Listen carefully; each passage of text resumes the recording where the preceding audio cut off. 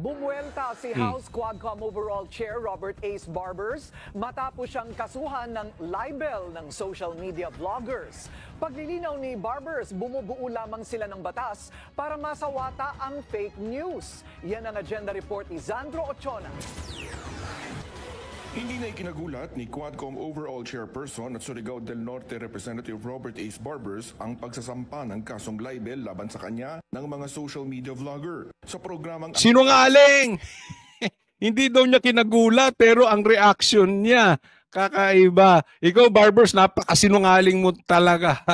At the forefront ng Bilyonaryo News Channel, sinabi ni Barbers na kahapon lang yan nalaman ang naturang kaso. Ay, kahapon nalaman. Pero merong balita kumakalat sa Facebook, hindi ko nasasabihin, pero kung sino nagsabi nito, pinaimbestigahan mo pa raw kung totoo ba yung bali-balita na ikaw nga ay dinimanda ng libel. Kung eto, halatang halata itong mama na ito, natatakot na. Kasi bakit? Kumbaga sa isang isda, matapang sila kasi nasa dagat. Di ba? Nakita na kayo ng isda, ng pating, matapang sa dagat. Teritoryo nila yun eh. Ang lakas nila patawag yung mga leon. Oy, kayo mga leon, dito kayo sa dagat. Dito tayo. Patunayan ninyo, tapang ninyo, may pagganong-ganon pa itong mga congressman. Ngayon, idinimanda. Idinimanda ng leon. Sabi niya, hindi. Dito tayo mag-usap. Sa ibang lugar, hindi sa dagat, hindi sa lupa. Saan? Dito tayo sa bundok. Naku, patay sila lalo. Kasi bakit? Hindi nila teritoryo yung bundok. Hindi nila kayang lagyan yung korte. Hindi nila kayang takutin yung korte. Hindi sa ilalim nila ang korte. Ito mahirap dito. Patawag kayo ng patawag kasi in aid of legislation nang bibintang ka agad. Ngayon, panik-panik ka. Siyempre, hindi mo aaminin. Pero tingnan nyo sagutan nito. Alatang natakot. Ang mundo nga naman umiikot. Kasama naman yan Siyempre, takot yan mga yan humarap sa TRICOM. Takot yan mga yan in fact, ang kanilang basis for filing a libel case against me is a pure harassment. Nako, siya pa raw ang may pure harassment. Kakaiba talaga to si Barbers. Di ba? Siyempre takot. Alam mo kung ako, kunwari ako si Barbers, kung ako talaga hindi takot at ako congressman, tapos ganon, hindi na ako magre-react ng ganon. Sasabihin ko lang, sige, see you in court. Bakit? Alam mo marami kang ebidensya. Alam mong dapat mo lang talagang ipatawag itong mga vloggers na ito. Pero the fact na, alam mo, ito ay pure harassment sa vloggers. Pagdating sa korte, paano mo ipapaliwanag? Sa korte, hindi pwedeng pasigaw-sigaw. Sa korte, wala kayong immunity. Nagkamali ito. Sinabi niya sa media. Hindi doon sa kung saan meron silang immunity. Meron kasing lugar na pwede silang magsalita na hindi sila pwede idemanda. Nagsalita sa press con, sa media, na pinagbintangan yung mga vloggers ng pogo vloggers saka mga narco vloggers. Dinalibel siya ngayon. Doon ka magpaliwanag sa korte. Sa barangay ka, chief. Diba? Yan ang sinasabi ko. As early as now, kailangan na po, agresibo na po ang Team Duterte. Hindi na pwede yung tayo na lang lagi ng tayo pinapatawag. Atake rin tayo. Hindi po pwede. Kung talaga tayo yung mga leon at tayo pupunta dyan sa dagat, yayariin talaga tayo ng mga yan. Isipin mo si Paduano. Police, general, pinakukulong. Yung convicted child abuser, nagpapakulong pa. Teritoryo nila Kaya nga anong hamon ni Topacio? Oy, ikaw Dan Fernandez, magsalita ka. Oy, ikaw mga Congress, magsalita kayo. Huwag dyan na meron kayong immunity. Harapin nyo ko kung saan kayo walang... Matapang to mga to may immunity Di ba? Kumbaga doon sa mga matatapang, may baril kasi. Pag hinamon mo suntukan, wala na. O, di ba? Ganyan tong mga ito. Case, no? Para lang mahinto yung investigation at yung committee hearings ng TRICOM. Ako, ito. Mali ka ron ng explanation, Barbers. Alam mo, hindi mo pwedeng tawaging naduwag yung mga vloggers na nagdemanda. Hindi po ako kasama doon sa nagdemanda, excuse me po. Pero para sa akin, hindi mo sila pwedeng tawaging natakot. Patas nga sila eh. Buti kung hinamon kanila doon sa kanilang channel, dito tayo mag-usap sa channel ko. Hindi naman ganun eh. Sa korte. Dapat nga kayo, Barbers, kung kayo'y may ebidensya, na kami ay narco vloggers. Anong ibig sabihin ng narco vloggers? Pogo vloggers. Kami ay sumusuporta sa mga adik. Ang pera namin ay galing sa drug lords. Ang pera namin ay galing sa pogo. Ang pera namin ay galing sa sugal. Kung may ebidensya kayong ganun, dapat nga hindi ka na nagsasalita. Dapat dinimanda nyo na kami. Kasi mas malaki pananagutan namin sa taong bayan kaysa yung in aid of legislation ninyo. Kasi pag sila nagpaimbita, wala naman silang karapatang manghusga sa vloggers. Ang naaayon sa batas, mag-iimbita lang sila ng resource person para makagawa sila ng batas. Ang problema sa mga ito, inaabuso ang kapangyarihan. Mang-iimbita tapos ng resource person tapos sisigaw-sigawan nila doon. Magga-grandstanding sila doon, ihahara sa mga vloggers. Dapat nga natutuwa kayo, dapat nga nagdidemanda kayo sa mga vloggers na yan. Kung sa tingin ninyo may ebidensya kayo na ang pera nila, or kasama, tingin ko'y kasama dyan eh. Oo. Kung ang pera namin galing sa drugs at galing sa sugal, but we will challenge you and your Quadcom team to drug test. Ang pera namin hindi galing sa droga. Hindi kami adik. Sasabihin namin sa iyo ng tapat. Walang malapit na vlogger kay PRRD na may bahid droga. Matapang po kami dyan. Anytime, magkahamunan, drug test tayong lahat. Alam mo kung ba't ganyan ang sagot mo? Wala kayong ebidensya. Pagdating sa korte, hindi yung title mo hahanapin. Hindi yung lakas ng sigaw mo o lakas ng sigaw ni Paduano o lakas ng sigaw ng mga kakampi mo. Hindi ka pwedeng tumago sa kakampi mo. Walang lakasan ng sigaw doon. Ang labanan sa korte, ebidensya. Hindi yung posisyon mo. Hindi mo pwedeng sabi, ay! Congressman ako. Hindi.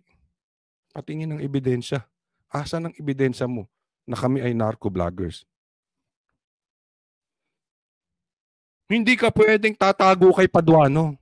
Hindi po pwede yun. Ang hihingin sa'yo ng ebidensya mo.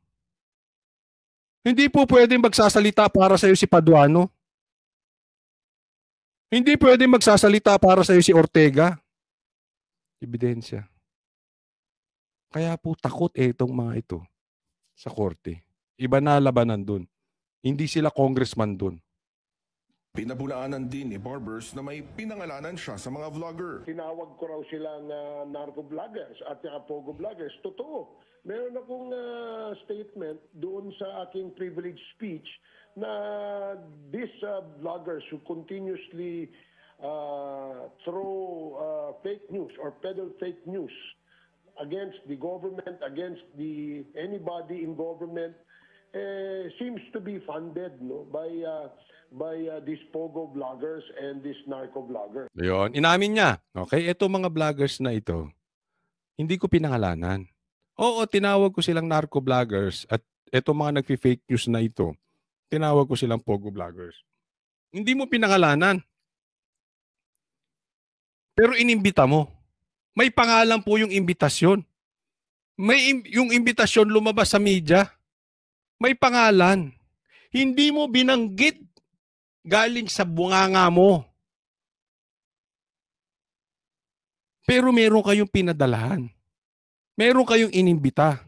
So sino pa yung inimbita mo?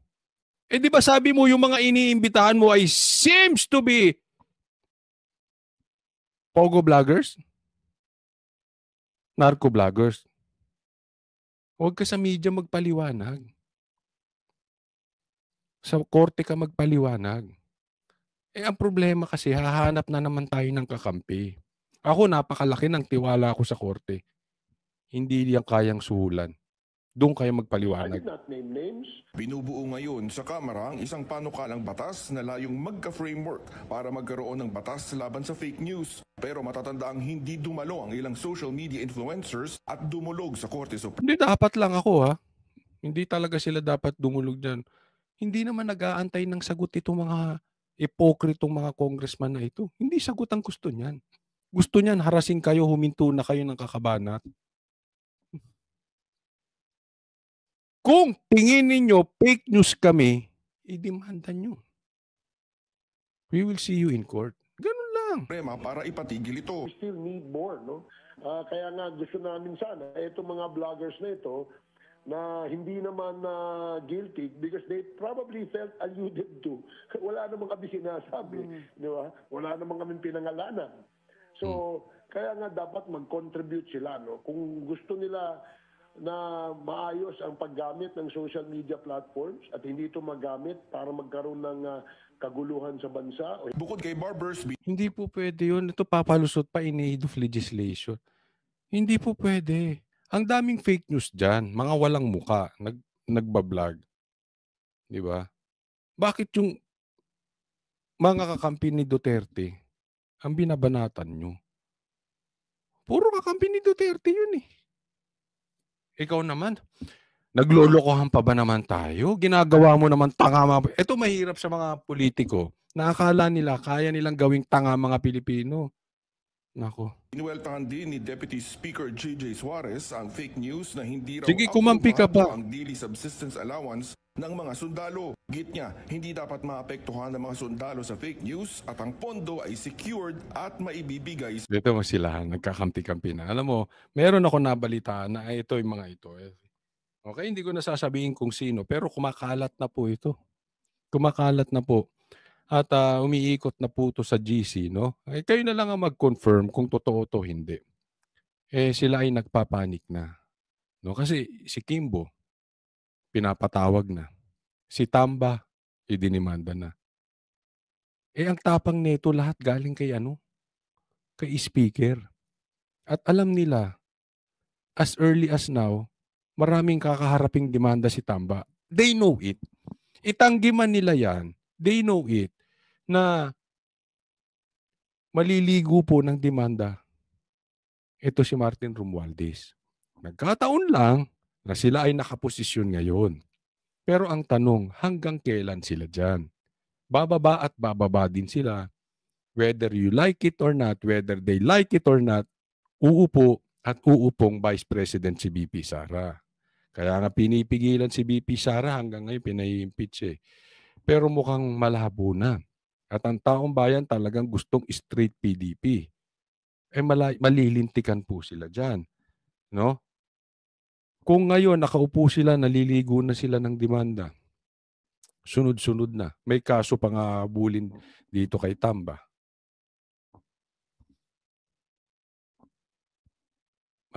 Kaya ang balita natin, itong mga ito nagpapanik na.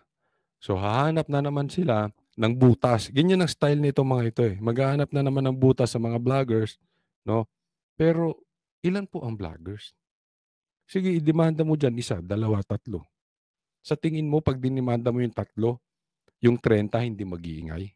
O, idemanda mo yung 30 na vloggers. Sa tingin nyo, hindi mag-iingay yung 300? Ang katotohanan ay laging lalabas. Pilit man nilang itatago, lalabas at lalabas ang katotohanan. Sabi nga, ang susunod dyan, pabubuksan pa. Kasi mayroon tayong naririnig na Yung iba nabaon sa utang dahil pambili ng bag. Ganun kamahal ang mga pag-aari nitong mga ito. Di umano. So antayin natin. Tandaan po ninyo ang mga DDS vloggers. Ito, hindi ko po binubuhat ang sarili ko. Tandaan nyo lagi ito. Huwag nyo na akong isali kasi magmumukhang nagbubuhat tayo ng bangko. Pero, karamihan ng DDS vloggers dito, ilayo mo sila doon sa mga vloggers na nagkaroon lang ng clickbait at nagkaroon lang ng cellphone, vlogger na. Hindi po magaling sa research yan. Abangan ninyo. Lalabas lahat ang baho ng mga ito. Sa kanila, kalakipaan niya ang dagdag alam. Next topic na po tayo. Ito namang statement ni Marcos. Talagang ito si Marcos. Ang mga komentaryo talaga. Hindi mo alam kung tanga lang o wala talagang alam. Isinisisi ni Pangulong Bongbong Marcos sa maling disenyo ang pagguho ng isang tulay sa Isabela. Tinipit din daw ang pondo. Ito na yon, ha. Itong komentaryo ito ni Marcos, umani ng batikos. Parang hindi komentaryo ng isang presidente. Alam mo, ito yung parang talagang pinabili lang ng suka tapos tinanong, anong masasabi mo dun sa tulay na bumagsak? Ganun po. Siya yung talagang parang pinabili ng suka. Hindi ko alam kung ito si Marcos ay high sa multivitamins o talagang sunog na ang utak. Gaya ng kanyang balat. Hindi ko alam bakit parang nasusunog si Marcos. I have nothing against doon sa maiitim kasi maitim din naman ako. Pero, tinan mo yung itsura niya. Parang, alam mo, mapapaisip. Hindi mo masisisi yung taong bayan kung sasabihin na ito si Marcos ay high. Hindi komentaryo ng presidente. I mean, hindi ganyan si PRRD. Para rito, pagtitiyak ng Pangulo, may mananagot. Nasa frontline ng balitang yan, si Maricel Halili. Personal na binisita ni Pangulong Bongbong Marcos ang bahagi ng Kabagan Santa Maria Bridge sa Isabela na bumagsak kamakailan. Nakasabit pa ang truck na sinasabing sanhi ng pagguho. Pero ang sinisisi ng Pangulo, ang palpak na disenyo ng tulay. Ang punto nito, design flaw. Ang lalim ni Marcos, no? Parang pinabili ng suka. Ang lalim na komentaryo niya, bumagsak yung tulay, design flaw. Alam mo, ako sa tingin ko, wala sa design yan. Kung yan ay talagang binigyan ng tamang materyales, bakit yung iba naman hindi naman bumagsak? No? Anyway, siya ang nagpunta dyan, siya ang nakakita, yan ang nakita niya. Grabe. It is a design flaw. Mali yung design. Ngayon lang daw siya nakakita ng suspension bridge na hindi kable ang gamit. Nakadesenyo rin daw ang tulay na kayanin ng higit 40 tonelada ng kargada. Pero ang truck na dumaan, higit 100 tonelada na agad ang bigat na sinabayan pa ng ibang sasakyan. Sabi pa ng Pangulo, 1.8 billion pesos dapat ang pondo para sa tulay na may habang 990 meters. Pero ibinaba sa halos 1 bilyong piso para makatipid. Yun nga lang, ginagawa pa lang daw ang tulay ay kinailangan agad i-refit dahil gumagalaw na ito. Ngayon, lalo lang daw mapapalaki ang gastos ng gobyerno. We have no choice. We have to go back. Gastos na naman tayo ng malaki. Papalitan natin yung mga support, papalitan. Parang nagtayo na naman tayo ng bagong tulay. Nakita mo yung komentaryo niya. May natutunan kayo. Yung komentaryo ni Marcos ay parang komentaryo ng may masabi lang. Kasi yung komentaryo niya ay just stating the obvious. Kita naman natural, gagastos ka dyan. Di ba? Obvious. Papalitan niya mga yan. Alangan namang itayo mo ulit yan. Di ba? Sana nagbigay siya ng eto ang natin, eto ang dapat yan, eto gagawin natin, eto yung hindi, parang, wala. No? May masabi lang na meron siyang ginawa. Yan ang datingan ni Marcos. Kaya umaani ito ng batikos talaga na, ito ba si Marcos talagang gustong tumulong sa Pilipino? O talagang makaligtas lang? Kasi ako, pupusta ako. Isisisi na naman ito kay Duterte. Di ba? Etong si Marcos, walang pagtutuunan, gaya ni Claire, na isang bagay na hindi ikokonekta sa Duterte. Oo, lahat. Pustahan tayo, ikokonekta na naman to sa Duterte. Hindi naman ito proyekto ng Duterte. Actually, ang balita dito ay may ginawa pa silang renovation nung panahon ni Marcos. Okay? Di umano yan ang at nagkaroon ng problema. So, dapat naman talaga imbestigahan para sa akin at dapat naman talaga ito ay sagutin ng mga kontraktor. Ang problema talaga dito sa Pilipinas, yung kontraktor. Minsan kasi yung kontraktor titipirin talaga. Bakit? Kasi ang politiko gustong kumita. Ang dapat hanapin ni Marcos dyan, sino ang politikong kumita? Dahil sigurado, kaya tinipid yan nung kontraktor. At yung kontraktor, idikit mo. Baka mamaya, pag-aari din ng isang politiko, hindi lang sa kanya nakapangalan. Laliman mo yung investigasyon. Huwag yang mamaya, Duterte na naman, si Duterte na naman, si Duterte na naman, si Sara may kasalanan niya, baka pati si Basti kasalanan niya yan. Huwag ganon. Bigyan mo naman kami ng intelligence.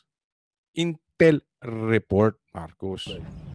Kaya ang tanong, sino nga bang dapat managot sa pagguho ng tulay? Believe me, we will find out who's responsible. So dapat kang paniwalaan. May ganun pa. Believe me, we will find out. Yung sinabi mo nga 20 pesos, hindi nangyari. Who's responsible is basically who made the design. Because their design was poor. Look, what happened? Higit Yung may kasalanan yung gumawa ng design. Hanapin mo yung politiko. 10 taon ginawa ang tulay na ito na sinimula noong 2014 at natapos nito lamang Pebrero. Kabubukas pa lang ng tulay, pero ito na agad ang nangyari. Bakit tinapos pa ito sa panahon ni dating Pangulong Duterte at sinasabi pa nilang Duterte legacy ito? Patuloy na iniimbestigahan ang insidente. Pagtitiyak ng palasyo kung meron mang responsable. Ito si Claire, wala na talagang sinabing mabuti. Ikaw, Claire, hindi ka ba nahihiya sa mga pinaggagawa mo? Parang nilagay ka dyan sa posisyon para gawing attack dog ng mga Duterte. Tapos itatanggi mo. Araw-araw, i-try mo. Kahit 1, 2, 3 araw lang nang hindi mo binabanggit ang Duterte. Sige, I challenge you. Wala ka nang ginawa araw-araw kung hindi Duterte, Duterte, Duterte. Kasi ito si Claire, vlogger. Nauunawaan ko kung babanatan niya dun sa vlog niya. Pero andyan ka sa posisyon as Yusek, wag mong kalad ka rin yung channel mo dyan sa pagiging Yusek. Marunong kang bumagay. Napaka-unprofessional nitong si Claire talaga. Kahit sa kasalukuyang administrasyon ay mananagot din ito. Nagbabalita mula sa frontline, Maricel. Lahat na lang ididikit sa Duterte. Ito pa, pakinggan natin ito. Pakinggan nyo dito si Claire, ha? Parang ang kanyang sagot, hindi ko alam kung talagang meron siyang tinatagong pagtingin dito kay Mayor Basti. Ang tanong natin, saan niya ba nakuha ang mga data, yung mga facts na binabanggit niya, na lenient ang bagong pamahalaan? Ito sinasabi niya dito, yung sinabi ni Mayor Basti na lenient ng pamahalaan dito sa mga krimen. Kaya namamayagpag ang kaguluhan dito sa bansa natin. O ang kasalukuyang administrasyon patungkol sa paggawa ng krimen. Sinabi na po natin ito. Panahon po ni dating Pangulong Duterte, mas mataas po ang crime rate. Tingnan mo. Balik na naman siya sa Duterte. Ako talagang napapaisip na ako. Palagay ko, type na ito si PRRD. Hindi ko alam kung si PRRD o si Basti ang type nito. No? Ako, opinion ko lang naman. Kasi di ba ganyan ng mga babae? Yung, kunwari galit-galit sa lalaki, aminin nyo, ganyan yung mga babae. Hindi po ako sexy sa, pero ganyan, di ba? Kunwari galit-galit, yung pala crush nila yung lalaki. Di ba? Ang tanda-tanda mo na eh. Tigil-tigil. Wala na siyang ibang binanggit kung hindi Duterte. Ako sigurado ko hindi papatulan ito ni Duterte, ni PRRD. Pero wala na ba itong kayang sabihin kung hindi Duterte? I mean, nakailan na pong, pati yung sinabi ni Roque patungkol dito sa kanyang pagiging salesman, ang sagot na naman niya Duterte. Etong komentaryo ni Baste, ang sagot na naman niya yung tatay na si PRRD. No, parang may crush sa isang tao na hindi na mabuo ang iyong araw nang hindi binabanggit si Tatay Digong. Kung ikukumpara po sa panahon ng kasalukuyang administrasyon, yan po ay base sa statistics. Siguro po bago po magbintang at magparatang, Tignan mo ha, ang sinasabi nito, mas madugo, mas mataas ang krimen nung panahon ni PRRD. Sinong naniniwala dito? Ikaw ang fake news. Ngayon na lang kalat-kalat ang adik compared before. Sige nga, kayo sa mga manunood nito, sagutin nyo nga ako. Sige, sagutin ninyo. Saan mas mataas ang krimen? Ngayong panahon ni Marcos, na 3 taon pa lang siya, 2 kalahati lang ata. O nung panahon ni PRRD na 6 na taon. Ay sigurado ako, lamang na agad ang krimen ngayong kauupo lang ni Marcos. Ikaw ang fake news. Hindi ka ba naglalakad sa kalsada? Droga na lang, kalat na ngayon eh. Yan nga ang mga sabi-sabi na ibang klase ngayon. Before, yung mga nagdodroga, galit, ay takot. Ngayon, ang takot taong bayan sa mga nagdodroga. Dapat ito si Claire ang mag-research eh. Parang wala siyang alam sa nangyayari. Sige, sagutin ninyo ako. Saan mas mataas ang krimen? Nung panahon ni Marcos o panahon ni PRRD? Mayor Baste patungkol sa di umanong leniency ng Pangulo, ng kasalukuyang administrasyon patungkol sa pagsasagawa ng krimen. Tignan niya po muna at araling mabuti, makipag-usap sa mga abogado. Tignan mo. Aralin niya at makipag-usap sa abogado kung saan na mas mataas ang krimen. Hindi alam ng abogado yan. Hindi ko po minamaliit yung mga abogado. Yung mga abogado, ang expertise niyan batas. But hindi ibig sabihin magaling sila sa batas, alam na nila kung saan mas mataas ang krimen yung dati o ngayon. Baka mas may alam yung mga kababayan natin na nasa kalsada.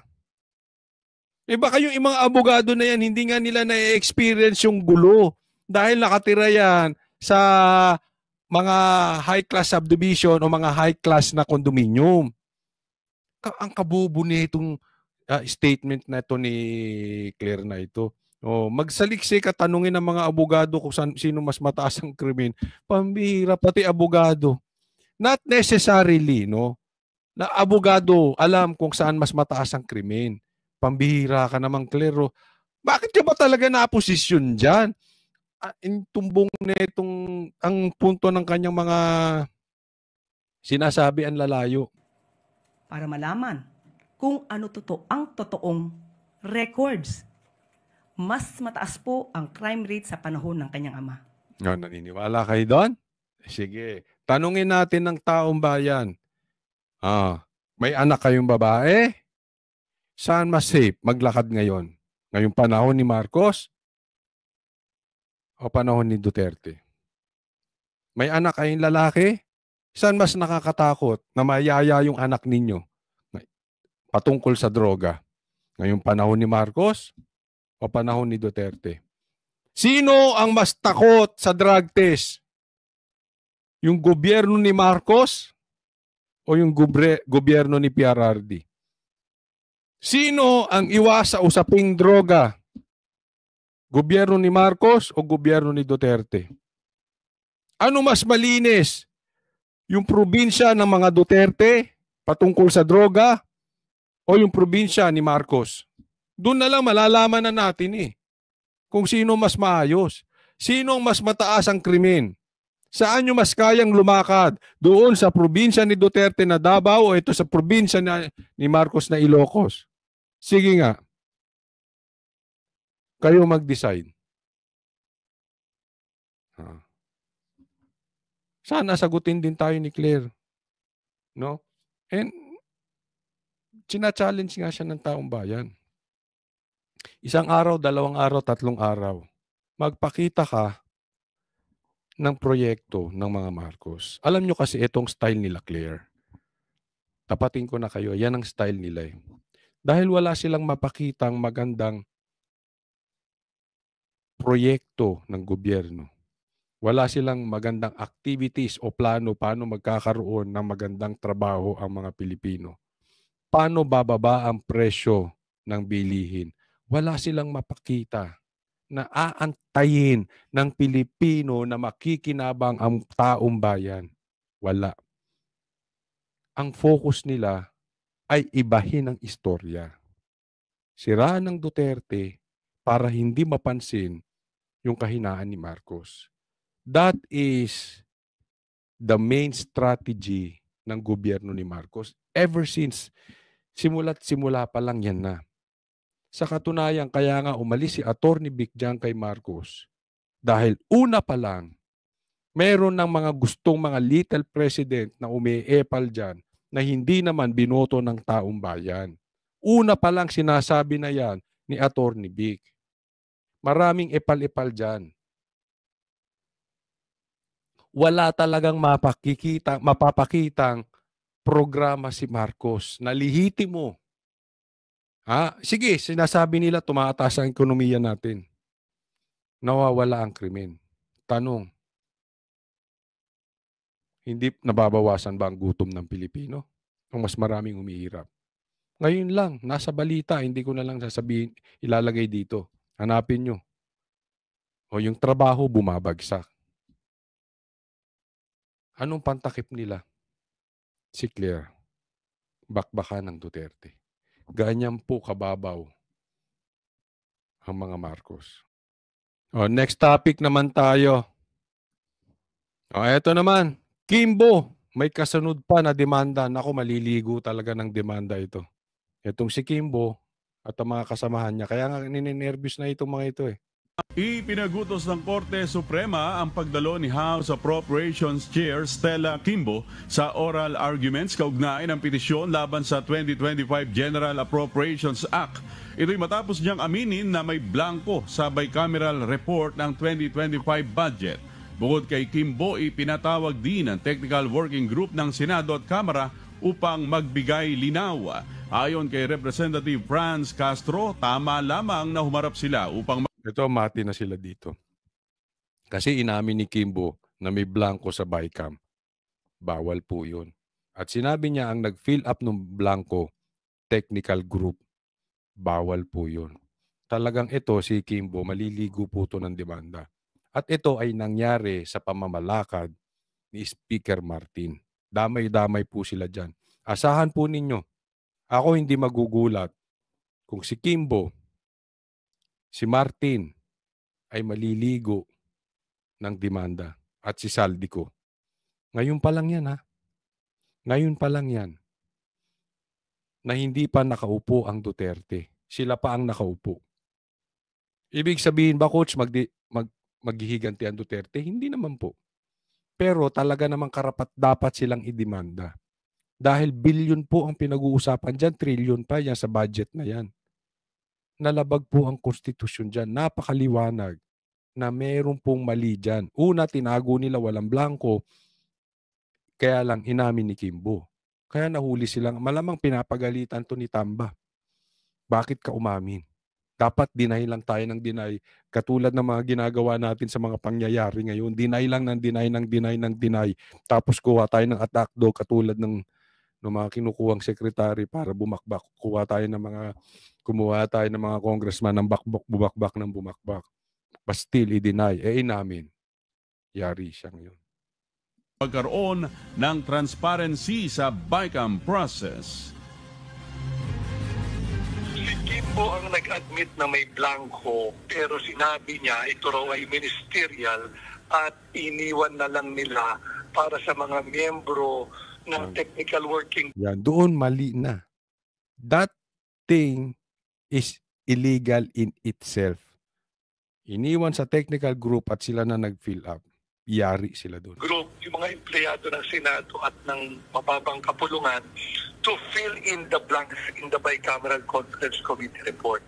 And I think the court would want to be clarified regarding her statement of admission and at the same time pointing to the members of the technical working group as the one who filled in those blanks.